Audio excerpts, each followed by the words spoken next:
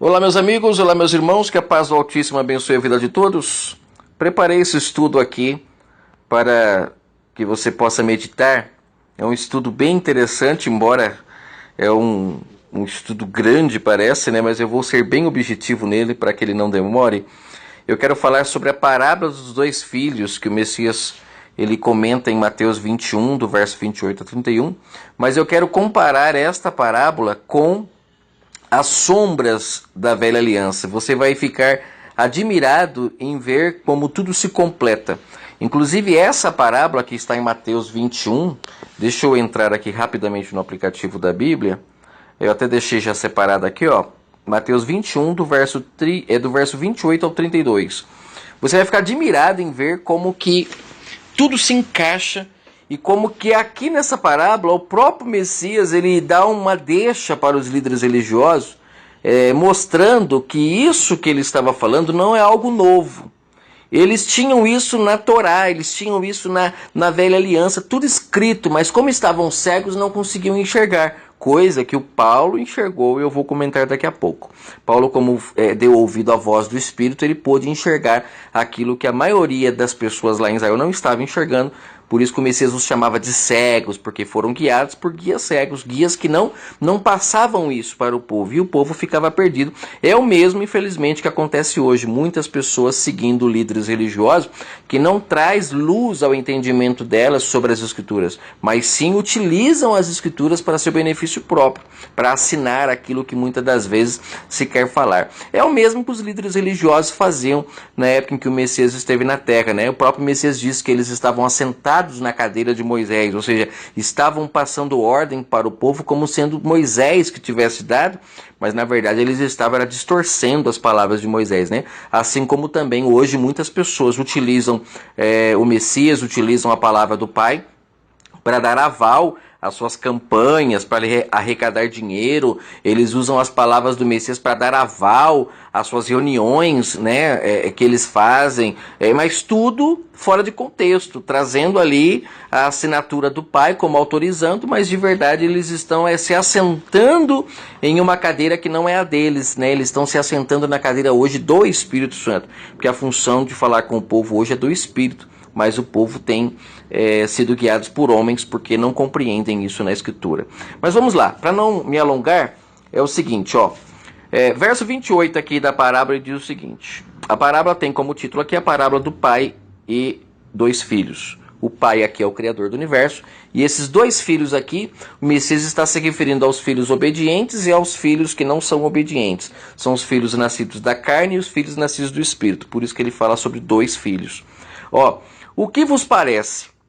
Aqui que eu acho engraçado que ele falou o que vos parece. A impressão que dá é que ele está trazendo à memória daqueles homens as histórias da velha aliança. E você vai entender o porquê. Ele continua: um homem tinha dois filhos. E chegando-se ao primeiro, disse: filho, vai trabalhar hoje na minha vinha. Ele, porém, respondeu: eu vou, pai. Mas acabou não indo. Verso 30. Chegando-se então o segundo filho, falou-lhe de igual modo. Respondeu-lhe: não quero ir. Mas depois, se arrependendo, foi. Verso 31. Disse o Messias: qual dos dois filhos fez a vontade do pai? Ele perguntando para os líderes religiosos. Olha que interessante. O Messias sempre usava parábolas, como eu já falei, ele falava de forma alegórica, trazendo exemplos, né? Como eu comentei já em outras mensagens, que é para que aqueles homens, vendo, não enxergassem, ouvindo, não ouvissem, né? Que é algo que o pai usou de maneira tremenda para tirar o povo de dentro de Israel, foi através dessas histórias. Eram histórias que estava clara para aqueles que tinham aplicado os talentos. Lembra que eu já gravei um áudio sobre a parábola dos talentos? Eles tinham aplicado em entender a palavra do Pai. Então, quando o Messias falava através, mesmo que fosse de parábolas, eles compreendiam que era a voz do noivo. Mas aqueles que não aplicaram os talentos e enterraram, não exercitaram em conhecer mais sobre as coisas do Pai, essas pessoas não compreendiam, e aí o Messias até os comparou como cegos, surdos, né, mudos, porque não tinham os ouvidos circuncidados, né, estavam incircuncisos. Então vamos lá, verso 31, né? Então o Messias fez a pergunta: qual dos dois fez a vontade do Pai? Lembre-se, o primeiro prometeu que iria cuidar, né, Deixa aqui, da vinha. O primeiro disse que iria cuidar da vinha. E não foi. O segundo disse que não iria, mas se arrependeu e acabou indo. E a pergunta dele é sobre isso.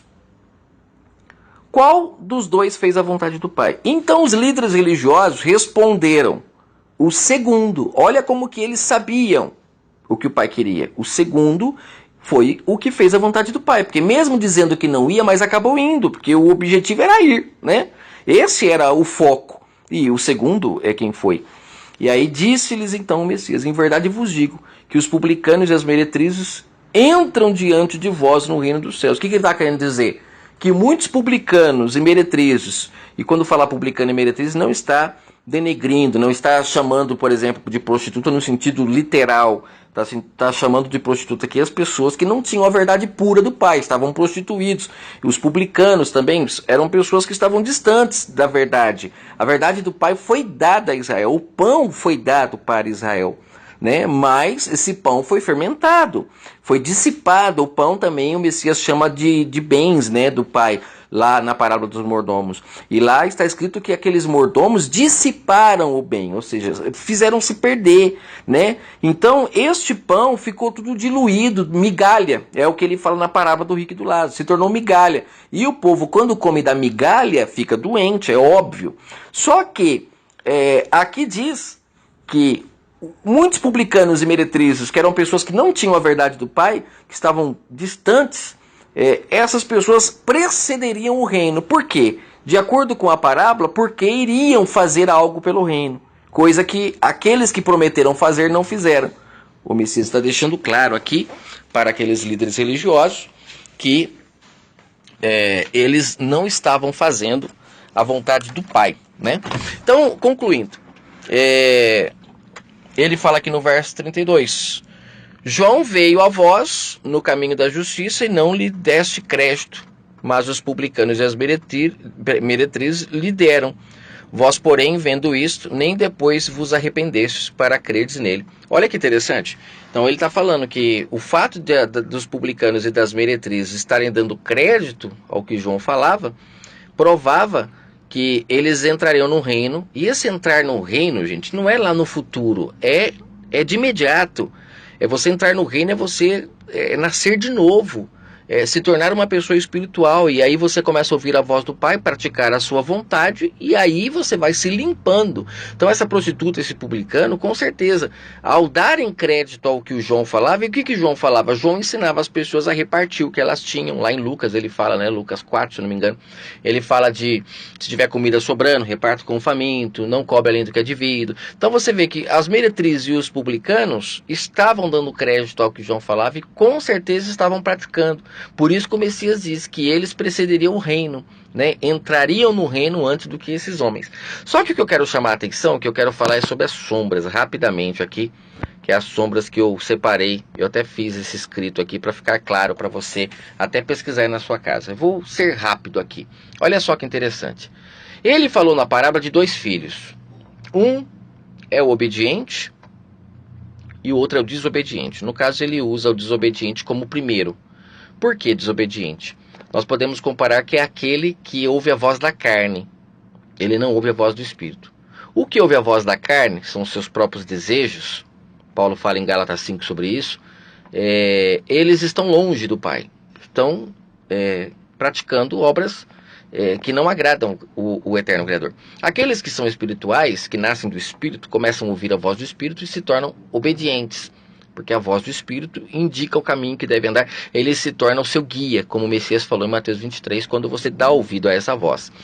E o interessante é que aqui, eu fiz uma comparação. Do lado aqui, do lado esquerdo, na tela, está as pessoas que, vamos dizer assim, podemos dizer que as sombras deixam claro que eram os carnais. E do lado direito, aqui da tela, está as pessoas que a Escritura chama de espiritual. Tanto pessoas quanto também cerimônias que aconteciam na Velha Aliança e tudo mais. Eu separei algumas coisas, olha que interessante. Adão, Gênesis 1, 26, ali fala da criação dele, só que nós sabemos que ele caiu para a carne, se tornou carnal. Através dele, a humanidade toda, não toda, né? Porque sabemos que na Velha Aliança apesar de que as escrituras mesmo diz toda, mas eu creio que toda é porque eu penso que é na sua grande maioria, porque sabemos que na velha aliança existiram pessoas justas, né, como Noé, como o caso de Abel, como o caso de Abraão, pessoas que o pai se mantinha contato. Se o pai tinha contato com essas pessoas e o pai era espírito, é sinal que essas pessoas também tinham o espiritual delas ainda ativo, né? Não estava 100% pagã, 100% desligada do pai. Então você percebe que existe um pouco de contradição nisso, mas eu não quero falar sobre isso. Eu quero falar sobre a questão de que Adão deu ocasião para a carne, se tornou carnal e com isso o espírito do pai se afastou dele. Não estava mais no seu entendimento. Então ele dava ocasião para a carne, né? Aí em Lucas 1, verso 30 e 31, e também em Mateus 3,17, fala ali sobre o nascimento do Messias, em Lucas 1, e Mateus 3 fala sobre o seu batismo, que é onde o pai diz, este é meu filho em quem me comprazo. E engraçado que lá em Hebreus 1, 2, 3, Paulo fala que a ninguém o pai chamou de filho antes do Messias. O Messias foi o primeiro a ser chamado de filho. Então isso demonstra que ele é aquele que nasce da mulher amada do pai, que é a Nova Jerusalém, que é a do alto, né, a Jerusalém do alto, aquela que foi prometida a Abraão, que daria muitos filhos, né, é o filho da promessa. Então no Messias começa então a nascer o filho da promessa. Qual promessa? A promessa de se salvar, a promessa da vida eterna, né? Essa promessa que foi feita a Abraão se cumpre no Messias, e ele sendo o primeiro filho gerado do Espírito, porque sabemos que o nome Messias é justamente isso, alguém que está cheio do Espírito Santo, está ungido, consagrado. Então ele está consagrado em si, então ele foi o primeiro. E depois dele, todos os que creem nas suas palavras também se salvam, passam a receber esse mesmo Espírito que nele estava, por isso que a Bíblia chama de co-herdeiro, passamos a herdar aquilo que estava nele, que era o Espírito do Pai, porque essa era a sua riqueza, por isso que fala de herança, herança está se falando de riqueza, e a maior riqueza que o Messias tinha nele era o Espírito do Pai, né, que falava por ele, só que só foi dado ao restante da humanidade, após o Messias colocar fim à era carnal no seu corpo, como Paulo fala em Romanos 7, e ali então as pessoas estavam livres agora para se casar com o Espírito do Pai. O casamento então acontece após a morte do Messias no corpo, né? Romanos 7, Paulo fala isso de forma linda e maravilhosa. Leia o comecinho de Romanos 7 que você vai entender. Inclusive lá fala que quem se casasse agora com o Espírito Santo e se envolvesse com práticas carnais, que é o marido lei, né? Que é a era física, a era visível, estaria em adultério. Então ele fala, para se casar você tem que decidir, ou fica de um lado ou fica do outro. Por isso que eu fiz essa separação. E tem que seguir essa linha de raciocínio. Eu até gravei no canal a mensagem Como Ler a Bíblia, de que a Bíblia ela se separa em duas etapas, era da carne e era do Espírito. Por isso que o Messias justamente ele fala sobre dois filhos, porque existe o filho que é escravo, que é o povo da velha aliança, que tinha a lei na pedra e que tinha que cumprir a ferro e fogo aquela lei, eram filhos escravos, porque não tinha o Espírito do Pai em si.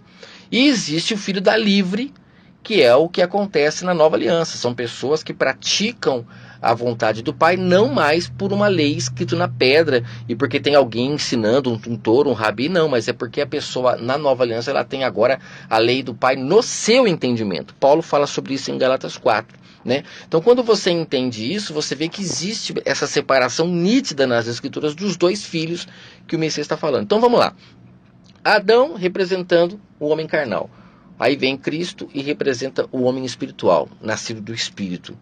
Caim, Gênesis 4, verso 7, representa o homem carnal, o homem que não ouvia a voz do Pai, ouvia os seus próprios desejos e por isso não foi aceito. Né? Inclusive eu coloquei o verso 7 de Gênesis 4, você pode ir lá ouvir, que lá o pai deixa claro para Caim, que se ele tivesse obedecido à voz do pai, o pai teria aceito ele, se ele fosse obediente. mas ele não foi, por isso é que o pai não aceitou o sacrifício que ele fez. E Abel já representa os nascidos do Espírito, aquelas pessoas que são guiadas pela voz, porque se ele foi obediente a quê? Ele foi obediente à voz do Espírito. Tanto é que a Escritura diz lá em Mateus 23, e é o próprio Messias que fala, que Abel morreu justamente. Então você vê que Abel não perdeu o contato com o pai, ele continuou ouvindo a voz do pai e foi colocado o seu nome entre as pessoas que morreram de forma justa na velha aliança. Olha que maravilha, então é sombra de um filho. E o engraçado é que Caim é o primeiro filho, né, de Adão e Eva, e Abel é o segundo. Então você vê que a sombra, assim como Adão foi o primeiro e Cristo o segundo, Caim foi o primeiro e Abel foi o segundo. E quem foi aceito? Foi Abel pelo pai, o segundo filho. Sempre. As sombras deixou claro isso para os líderes religiosos, mas eles estavam cegos e não viam. Por isso que o Messias lá, ele começa a parábola falando: o que vos parece? Porque tudo estava nas Escrituras, mas eles não tinham mais essa compreensão, porque enterraram o talento, né? A riqueza do pai, que é a sua palavra. Então, aí, passado a história de Caim e Abel, aí vem Abraão, né? E Abraão, ele também gera 2 filhos. Olha que interessante, sempre as sombras são claras. Eu já falei muito sobre isso em outros áudios, mas eu resolvi aqui fazer um resumo, bem resumido para você. E Ismael é o primeiro filho de Abraão. Em Paulo fala em Gálatas 4, do verso 22 ao 31 sobre isso. Ismael foi o primeiro filho de Abraão. Só que esse Ismael foi gerado com a escrava, com Agar, né? Esse filho não foi permitido ficar com Isaac, que é o filho da promessa. Ismael não foi permitido. O pai pediu para que Abraão mandasse Ismael embora. Por quê? Porque o filho da escrava não pode participar da mesma ceia em que Isaac participa. E Isaac, ele é uma sombra dos filhos nascidos do Espírito, dos filhos da mulher livre. Olha que fantástico que é isso. Então você vê que o segundo filho foi o aceito. Aí vem depois disso, Isaac se casa com Rebeca e vem Esaú e Jacó. Gênesis 25, verso 25. Engraçado que eu até coloquei o verso para você ir lá e para você ler. Lá fala que Esaú foi o primeiro filho a nascer de Rebeca. Jacó foi o segundo. Só que eu te pergunto, o que aconteceu na história? Jacó vendeu a primogenitura, Esaú vendeu a primogenitura para Jacó. Ou seja, Jacó, ele acabou se tornando, mesmo nascendo em segundo, ele se tornou o preferido do pai, porque Esaú vendeu a primogenitura. E Esaú vendendo a primogenitura por um prato de lentilha representa o povo de Israel lá, nascido da escrava, da carne, que entregou de mão beijada o pão da vida ao povo que não merecia, que é o povo pagão, o povo gentil, porque sabemos que depois, de fato, o Messias, o pão da vida, foi dado para os gentios. Então, essa venda da primogenitura para Jacó é sombra justamente do que o Messias falou lá, das prostitutas precedendo o reino. Olha que coisa maravilhosa. As prostitutas que não tinham acesso ao pai, que estavam prostituídos pelo engano, tiveram acesso ao reino primeiro do que aqueles que foram chamados. Por quê? Porque aqueles que foram chamados venderam a primogenitura para aquele povo que não tinha a palavra do pai. Continuando. Então você entendeu, né? Esaú, primeiro filho, Jacó, o segundo. Quem é que foi aceito? Recebeu a primogenitura? Jacó. Aí o primeiro filho, que representa o filho carnal, desobediente, ficou de fora. Aí vem José, Gênesis 37. José é o filho de Raquel, a mulher amada de Jacó. Você vê que os irmãos, todos deles, o pai não tinha um carinho maior. Mas José, filho da mulher amada, o pai teve. E José foi o penúltimo filho de Jacó. Isso que eu achei interessante, dando uma pesquisada. Os outros filhos tinham nascido tudo antes. E os outros filhos eram tudo filho das escravas. Mas você vê que o filho que Jacó amou foi José. E o mais interessante é que Rúben, que é o primeiro filho de Jacó, que merecia ali a primogenitura, por lei ele merecia, ele não recebeu a primogenitura. E quem foi receber a primogenitura foi os filhos de José. Olha que interessante, mostrando que o filho da mulher amada é que é o aceito pelo pai, e não o filho das escravas. E Paulo deixa claro em Gálatas 4 que o filho da escrava é o filho da Jerusalém terrena. Então olha que interessante isso, José foi o filho amado. E o mais interessante que eu notei também é que Raquel não gerou só José para Jacó, gerou também Benjamim. E Benjamim é a tribo de Paulo. Lembra-se que Paulo foi o apóstolo chamado para pregar aos gentios? Então você vê que da mulher amada de Jacó nasceu José, que foi o filho amado, ao qual ele deu a túnica lá para José, mostrando que ele era o filho predileto de José. Inclusive, eu já falei no canal que essa túnica é sombra das vestes nupciais, que depois o pai promete a todos aqueles que são fiéis à sua palavra, que participam das bodas, que larga pai e mãe para buscar o pai em espírito, porque participar das bodas, já comentei em outros áudios, é você buscar o pai em espírito, fato que o sistema joga lá para frente, mas não é. Se a humanidade participasse das bodas, que é buscar o pai no seu próprio entendimento, nós estaríamos vivendo no paraíso de novo. O problema é que esses líderes que estão aí hoje e que deturpam a palavra, o povo não entender isso, eles estão pegando para si o reino do pai, lucrando com o reino do pai. Mas o Messias deixou claro em Lucas 16 que se nós empregarmos forças e sairmos das garras desses homens e buscarmos o pai em espírito, nós entramos no reino, passamos a participar do seu banquete. Isso é lindo e maravilhoso. Então vamos lá. Aí só concluindo essa questão de Benjamim, que Paulo é da tribo de Benjamim, né? O homem chamado para pregar aos gentios. Que maravilha que é entender isso. Tem a história de Penina, 1 Samuel 1, que Penina era a mulher ao qual Eucana se relacionava, e Ana também. E você vê que a Penina, ela era escrava de Eucana, ela tinha muitos filhos com Eucana, já Ana não tinha. Inclusive Penina tirava sarro de Ana. Só que você vê que o pai deu um filho para Ana, que era estéril, e o filho dela é quem serviu no templo, que é sombra dos nascidos do Espírito, que quando nascem do Espírito servem ao Pai no templo. Qual templo? No entendimento.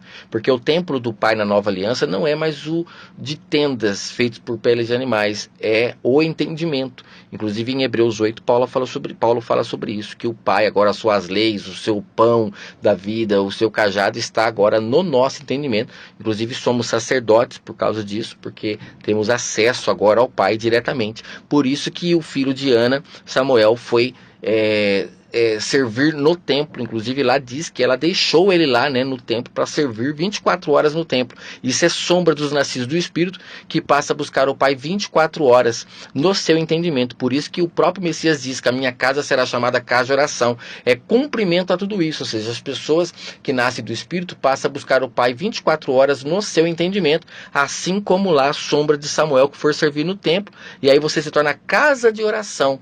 Você não precisa mais ficar com hora marcada para buscar o Pai, você está conectado com Ele 24 horas por dia. Isso é lindo e é maravilhoso, gente.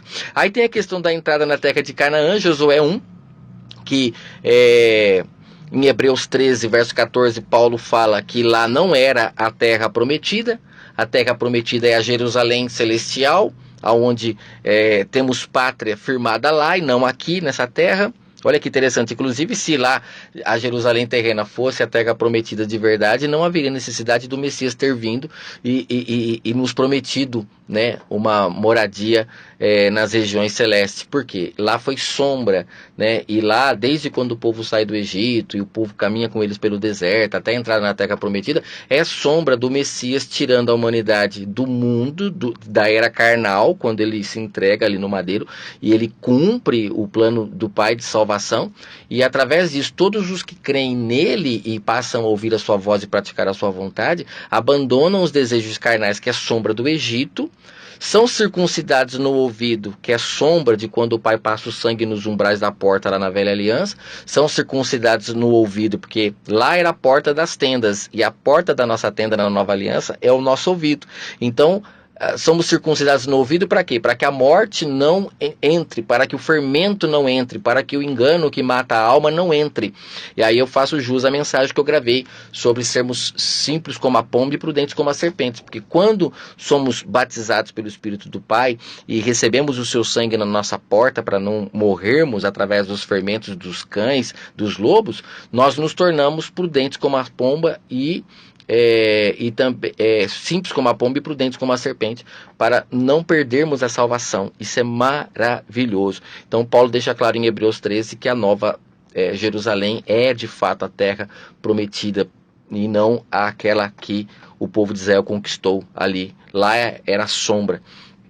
Aí vem a questão do tabernáculo, Êxodo 25, é levantado o tabernáculo, e Paulo fala em 1 Coríntios 6, do verso 19 ao 20, que nós somos a morada do Espírito Santo na nova aliança. Então, na velha aliança, o Espírito Santo não habitava as pessoas, ele habitava no tabernáculo, na arca, né, que era a presença do Pai. Já na nova aliança, a presença do Pai está em nós através do seu Espírito, e isso foi conquistado através da vinda do justo, do Messias. Por isso que é lindo e maravilhoso você entender as sombras, como foi, como é. Então, na nova aliança, aquela festa do tabernáculo que existia lá, aquele ritual anual que eles faziam, na nova aliança, isso não existe mais. Por quê? Porque através do Messias, cumprindo, não sei se é 1 Samuel capítulo 7 ou 2 Samuel capítulo 7, ali se cumpre que o Messias comprou para o Pai o seu verdadeiro templo, que somos nós. Por isso que não existe mais festa dos tabernáculos, porque a festa dos tabernáculos que acontecia na velha aliança era a sombra do eterno Criador podendo habitar o seu verdadeiro templo, que é o ser humano, coisa que na velha aliança ele não habitava, porque o ser humano estava em trevas. Por isso que o Messias vem sendo a luz no meio das trevas, e através da luz dele, que é a sua palavra, quem a ouve e a pratica passa a ser morada do Altíssimo, é comprado para ser o seu templo e recebe então a presença do Pai, não precisando mais de festas, tabernáculos, nada disso. Na velha aliança, o povo na velha aliança, eles eram noivos do Messias, Êxodo 34, 27 e 28, por isso que fala velha aliança. Existia uma aliança na velha aliança, no Antigo Testamento. Essa aliança que o Pai fez era como se fosse uma aliança de noivado, onde eles não tinham um contato de intimidade com o Pai, mas deveriam respeitá-lo como noivo, né? E essa noiva, mostrando que ela não foi fiel ao noivo, quando vem o Messias ali, que é a representação do noivo, ele a nega, né? Ele repudia ela, como ele diz em Lucas 16, que em caso de adultério o noivo pode separar de sua noiva. Ele repudia então a Israel terrena para se casar agora com quem? Com o segundo filho, com as prostitutas, com a meretriz, com aqueles que as bodas foi disponibilizada, como está escrito em Lucas 14 e também em Mateus 22, que são cegos, coxos, mancos, que é o povo pagão, o povo gentil, o povo que não prometeu que iria cuidar de vinha nenhuma, mas o Pai percebeu, como por exemplo em Cornélio em Atos 10, que eles estavam fazendo mais do que aqueles que prometeram. Então o Pai resolveu dar o seu banquete para aqueles que eram tão criticados, mas foram filhos que surpreendeu o Criador do universo. E nas sombras isso fica claro, que o próprio Pai estava deixando óbvio e claro que ele aceitaria o segundo filho e não o primeiro, como foi o caso de Cristo, como foi o caso de Abel, de Isaac, de Jacó, de José, de Samuel através de Ana, né? Também a questão da Canaã celestial. O segundo filho é o que recebe a morada do Espírito Santo. Os que não aceitam a palavra do Messias não recebem a presença do Espírito Santo e, infelizmente, cumprindo Mateus 3, acabam sendo queimados, né? Não aceitam o batismo do Espírito, então vão receber o batismo do fogo. Então, só concluindo, na velha aliança eles eram noivos, e aí vem o Messias e acaba com esse noivado, porque a noiva estava toda prostituída, e ele então firma uma nova aliança. Aí vem a nova aliança, que é o Novo Testamento, e nesse Novo Testamento as cláusulas são muito mais leves do que na velha. Na velha aliança existiam muitas regras para a noiva, né, não se perder, e aí o pai até chama os líderes religiosos de pai e mãe dessa noiva para cuidar dela. Quando o Messias vem, ele viu que aqueles homens fizeram um serviço muito mal feito, foram mordomos infiéis. Então ele firma uma nova aliança, e agora para entrar nessa nova aliança e fazer parte dela, basta você cumprir o mandamento, que é amar o Pai sobre todas as coisas e o próximo como a ti mesmo. Não existe mais aquele cerimonial, aquelas liturgias, aquelas tradições, porque na nova aliança o Pai se manifestou, né, através da palavra dele, então o povo já tem um caminho a seguir. E quem segue esse caminho que ele ensinou, encontra a vida, encontra a paz. Como ele disse, eu sou o caminho, a verdade e a vida. Então quem cumpre as suas palavras, ama o próximo, busca amar a quem vê, para que ame também a quem não se vê, como ele disse, né? Então quando você cumpre isso, você está caminhando pelo caminho da salvação, que ele disse, que veio trazer. E isso é maravilhoso. E aí na nova aliança, como existe esse contato do Espírito Santo conosco, então a nova aliança, ela é um casamento que o Pai faz com o povo. Quem ouve a sua voz se relaciona com ele, abandona pai, abandona mãe e busca ele em espírito. Isso é lindo e maravilhoso. Na velha aliança, Êxodo 16 tinha o maná. Na nova aliança, João 6, lá fala que nós temos o pão da vida. Então você vê que lá era maná, nova aliança, pão da vida.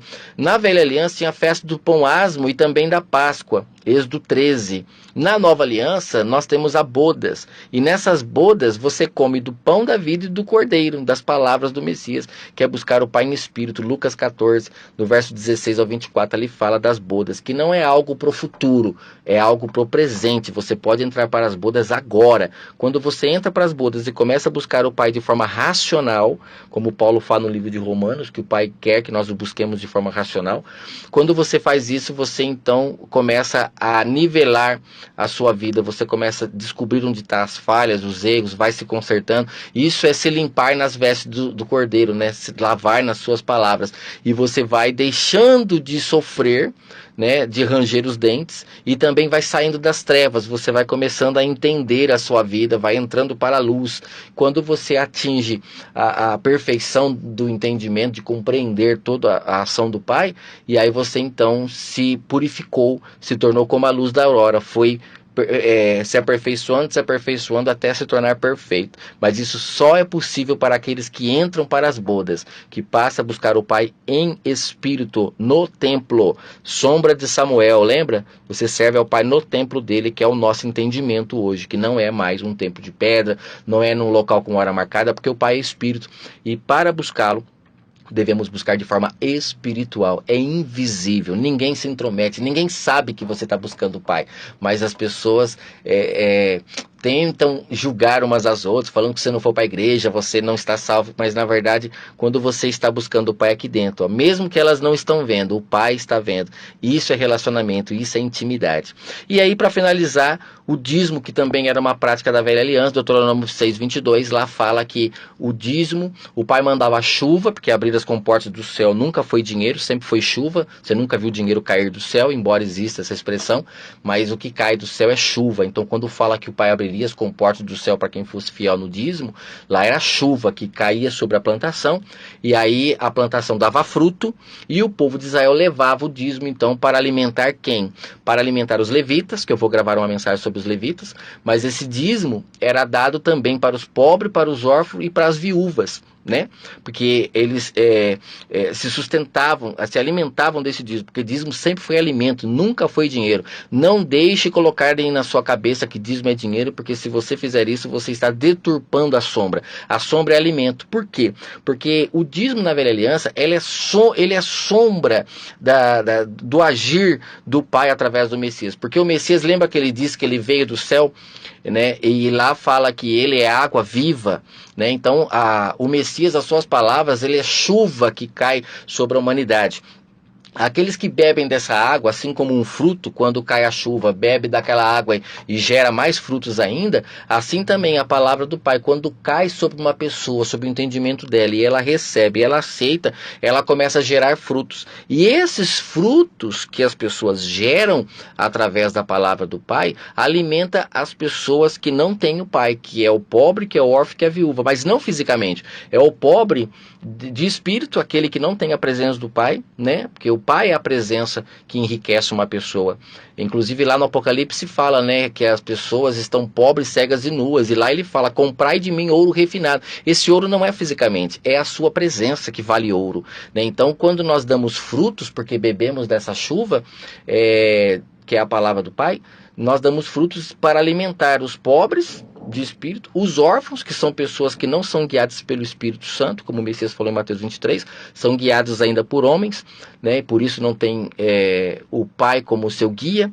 O Messias mesmo diz lá em João 14, né? Eu não vos deixarei órfão. Então você vê que ele está se referindo ao pai, ao Espírito Santo como pai das pessoas. Então, quando damos frutos, alimentamos também os órfãos e as viúvas, que o que é viúvo espiritualmente? É aquela pessoa que ainda serve a deuses mortos, que está casado com deuses mortos, que não se casou ainda com o Deus vivo, estão ainda debaixo de ensinamentos, e principalmente, né, inclusive naquela história da viúva, que ela leva a oferta para o templo, que era algo totalmente errado de acordo com a lei, porque a lei mandava alimentar as viúvas, cuidar das viúvas, e na passagem lá, né, do templo, lá fala que ela é que estava levando a oferta para o templo. E assim estão as pessoas em nossa época, viúvos da presença do Pai. Por isso que estão sustentando um templo de pedra, por isso que estão sustentando esses homens que se dizem chamados de Deus, que falam por Deus, quando na verdade na nova aliança o Pai não precisaria de ninguém mais para falar com ninguém, como Paulo fala em Hebreus 8, que o novo pacto, quando nós o aceitamos, não há necessidade de que ninguém fale sobre Deus para ninguém mais, porque todos o conhecerão. Hebreus capítulo 8, leia para você ver que eu não estou mentindo. Então você veja que é lindo esse entender da ação do Pai, porque nós percebemos que essas pessoas todas que estão hoje sustentando esses canais de televisão, sustentando esses templos religiosos, todas essas pessoas estão viúvas do Criador do Universo. Por quê? Porque o Pai, o Criador dos céus e da terra, como disse Paulo em Atos 17, ele não precisa de nada das nossas mãos. É Ele que nos deu todas as coisas. Sendo Ele que nos deu todas as coisas, o que Ele precisaria de nós? De nada. Apenas que nós amássemos uns aos outros. Mas provando que essas pessoas estão viúvas, elas estão sustentando esses homens que, por incrível que pareça, cada um está levando vantagem, cada um está indo pelo seu próprio caminho. Nada mudou dos falsos profetas da velha aliança, onde cada um puxava para o seu lado, né? Você veja que hoje esses panfletinhos que eles entregam na rua sempre tem o endereço da igreja para você ir. Eles não estão pregando a palavra, eles estão querendo que você vá lá para a igreja deles, para sustentar eles. Você vê que o canal de televisão, por exemplo, aos sábados, acaba um programa de uma igreja, já começa outro, acaba de outra, começa outra. Por que elas não se reúnem e fazem um programa só? Estão pregando a mesma palavra. É porque cada uma coloca o endereço da sua igreja, trazendo o povo para a sua igreja. E esse povo todo estão viúvos, estão órfãos, estão pobres, por isso que estão sustentando esses homens. Estão pobres da presença do Pai, não é riqueza financeira, porque riqueza financeira eles têm até bastante, porque estão sem alma, né? E aí conquistam o mundo e têm dinheiro para bancar esse sistema. Gente, isso é perfeito. Você que entendeu vai dar um salto de alegria por poder fazer parte do segundo grupo e não do primeiro. Que o Eterno abençoe sua vida, e eu espero que esta mensagem, esse fruto que eu estou dando, possa alimentar você que está pobre, órfão e viúvo, que você possa se enriquecer da presença do Pai, que você possa não estar mais viúvo, né? Que você possa se casar com o Espírito Santo e ter Ele como seu marido que anda a sua vida, e que você não possa ser mais órfão, que você tenha Pai para conduzir os seus passos, porque o Pai, a criança pode estar no meio de milhares de outras crianças. Quando o pai chega e grita o nome dela, ela ouve e sabe que é o pai que está chamando. Pode ter um monte de gente, o filho reconhece o pai. Ele sabe que é o pai que está falando. Por quê? Porque tem intimidade. Pai e filho têm intimidade. E é isso que o Pai quer para nós, para o ser humano. Intimidade do seu Espírito para conosco. Que o Eterno abençoe sua vida.